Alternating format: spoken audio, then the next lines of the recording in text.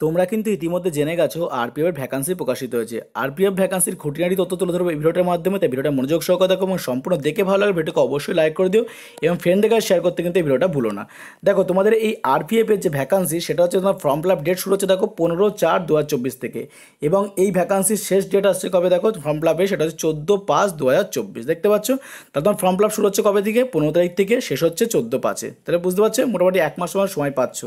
এবং যে form fill up করার সময় ভুল করে ফেলো তাহলে তোমার সংশোধন ডেট কবে দিয়েছে দেখো 15/5/2024 থেকে 24/5/2024। তাহলে বুঝতে পারছো তোমাদের কিন্তু ফর্ম ফিল আপ যদি ভুল করে সংশোধন তারিখও কিন্তু এখানে দিয়ে দিয়েছে।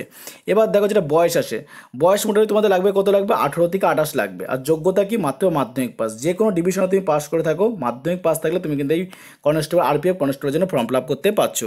আর ভ্যাকান্সি দেখো, ভ্যাকান্সি কিন্তু অনেক ভ্যাকান্সি আছে, 4208টি কিন্তু ভ্যাকান্সি তোমাদের রয়েছে। বারবার বলবো ভালো করে পড়াশোনা করো, এই চাকরিটা পাওয়া কিন্তু খুব সহজসাধ্য ব্যাপার এবং কিন্তু ভালো করে পড়াশোনা করতে হবে। এবং ভ্যাকান্সি কিন্তু 4208টি ভ্যাকান্সি রয়েছে। এবং তোমাদের বয়সও দেখো, আগে এটা অপরচুনিটি বলতে পারো, 18 থেকে 25 বছর পর্যন্ত আগে বয়স সময় ছিল, কিন্তু কোভিডের জন্য 3 বছর বাড়ানো হয়েছে। তাই 18 থেকে 28 কিন্তু এখন বয়স করা যায়, এটা অপরচুনিটি কিন্তু তোমাদের কাছে রয়েছে। আর ডিটেলসে তোমাদেরকে বলবো, দেখো দেখতে লাগো ভিডিওটা মনোযোগ সহকারে। এবং তারপর দেখো দেখো এখানে একটা জিনিস তুলে ধরেছে, দেখো যে তুমি যদি এই পরীক্ষায় প্রত্যেকটা কোশ্চেনের মার্ক এক করে, যদি তুমি তুমি 3টে ভুল করে ফেলো সেখানে তোমাকে কিন্তু 1 মার্ক কেটে নেওয়া হবে, এটা কিন্তু বলে দিয়েছে। এবং তোমার পরীক্ষা হবে কম্পিউটার বেসড টেস্ট, অর্থাৎ কম্পিউটারে তোমাদের কিন্তু পরীক্ষা হবে। এবার দেখো তারপরে দেখো দেখতে লাগো আর গুরুত্বপূর্ণ বিষয় তোমাদের বলছি। দেখো দেখো এখানটায় দেখো যে তোমার বলছিলাম, দেখো আগে বয়স ছিল কত? দেখো আগে বয়স ছিল হচ্ছে 18 থেকে 25, এখন দেখো 18 থেকে 28 কোভিডের জন্য 3 বছর কিন্তু বাড়ানো হয়েছে। তো দেখো এসসি এসটিদের ক্ষেত্রে কী ব্যাপার আছে, সেক্ষেত্রে 5 বছর ছাড় দেওয়া থাকে, সে নর্মালে 5 বছর ছাড় এখনও রয়েছে। ওবিসিদের ক্ষেত্রে 3 বছর ছাড়, এবং এক্স সার্ভিস এবং ফিমেলদের ক্ষেত্রে যে ছাড়গুলো দেওয়া হয়ে থাকে এখানে দেখো তোমরা স্ক্রিনশট দিয়ে নাও, তাহলে বুঝতে পারছো। তার মানে দেখো এখন তাহলে কী দাঁড়াচ্ছে? 18 থেকে 28, অর্থাৎ তার মানে 28-এর সাথে 5 যোগ করে দাও, তাহলে কত হচ্ছে? এসসি এসটিরা 33 বছর পর্যন্ত ফর্ম ফিল আপ করতে পারছে, আর ওবিসিরা হচ্ছে দেখো 28 + 3 অর্থাৎ 31 বছর পর্যন্ত ফর্ম ফিল আপ করতে পারছে। তোমরা প্লে স্টোরে যাবে, একটা এজ ক্যালকুলেটর ডাউনলোড করে নেবে, তাহলে তোমাদের বয়স কত এই ফর্ম ফিল আপ অনুসারে আসছে তোমরা কিন্তু বুঝতে পারবে।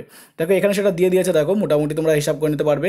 তোমরা এজ ক্যালকুলেটর ডাউনলোড করলে 18 থেকে 28-এর হিসাব দিয়েছে। দেখো ইউআরদের ক্ষেত্রে সর্বনিম্ন যেটা রয়েছে 2/7/1996, আর ওবিসিদের ক্ষেত্রে 2/7/1993, অর্থাৎ এর পরে হলে তোমরা ফর্ম ফিল আপ করতে পারবে 2/7/1991। দেখো এসসি এসটিদের ক্ষেত্রে, এবং অল ক্যান্ডের ক্ষেত্রে দেখো 1/7/2006। তোমরা 1/7/2006 বসাবে, তোমরা ডেট অফ বার্থ বসাবে এস ক্যালকুলেটারে, তাহলে দেখবা কত বছর হচ্ছে তোমরা কিন্তু বুঝতে পারবে।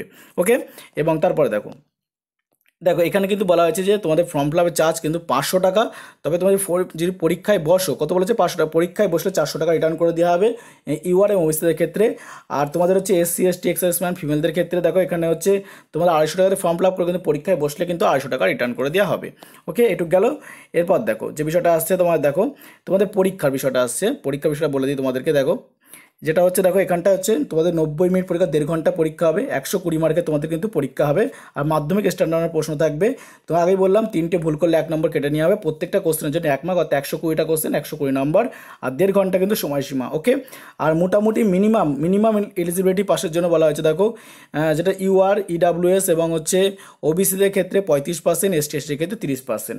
তবে এই নাম্বার হিসাবে কিন্তু পরীক্ষায় কেউ যেও না, তাহলে কিন্তু হয়তো পিএমটিপি ডাক পাবে না। যতটা পারবা ততটা নাম্বার তোলার চেষ্টা করো, হাইলি নাম্বার তোলার চেষ্টা করো, মেরিট লিস্টে নাহলে কিন্তু নাম্বার না এমনি নাম আসবে না তাহলে। ওকে, তোমাদের প্রসেসটা তোমাদেরকে বলে দিচ্ছি প্রথমে সমস্ত কিছু। দেখো এখানে আসছে, দেখো তারপর দেখো এখানে যে বিষয়টা আসছে দেখো সেটা হচ্ছে কনস্টেবলদের ক্ষেত্রে। দেখো কনস্টেবলদের ক্ষেত্রে কী বলা হয়েছে, দেখো মেলদের ক্ষেত্রে 5 মিনিট 45 সেকেন্ডে 1600 মিটার তোমাদের দৌড় কমপ্লিট করতে হবে, এবং 14 ফুট কিন্তু লং জাম্প আছে, এবং 4 ফুট কিন্তু হাই জাম্প আছে, দেখতে পাচ্ছ। আর কনস্টেবলদের ফিমেলদের ক্ষেত্রে দেখো 3 মিনিট 40 সেকেন্ডে 800 মিটার রান কমপ্লিট করতে পারবে, 9 ফিট লং জাম্প আর 3 ফুট কিন্তু হাই জাম্প রয়েছে, দেখতে পাচ্ছ।